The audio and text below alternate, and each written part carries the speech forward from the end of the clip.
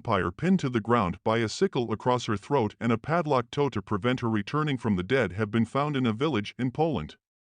Discovered during archaeological work at a 17th-century cemetery in the village of Pien, researchers also found the skeletal remains had a silk cap on its head, indicating she had held a high social status, and a protruding tooth. Around the body were measures used hundreds of years ago by those fearful the dead would rise, including a sickle placed over her neck and a padlock on a toe.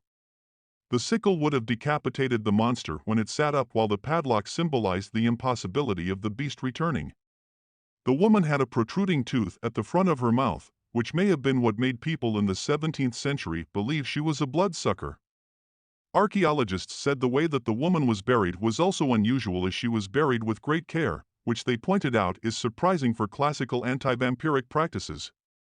Archaeologists first explored the site near Bydgoszcz in 2005 to 2009, when they discovered early medieval graves with high-value grave goods including silver jewelry, semi-precious stones from a necklace, a bronze bowl and fragments of silk clothing.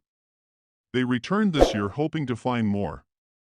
When they failed to do so, they turned their attention to a nearby 17th-century cemetery, which had been damaged by agriculture. The archaeologists inspected the most endangered section. It was during this work that they came across the sensational grave, which they immediately recognized as an anti-vampiric burial.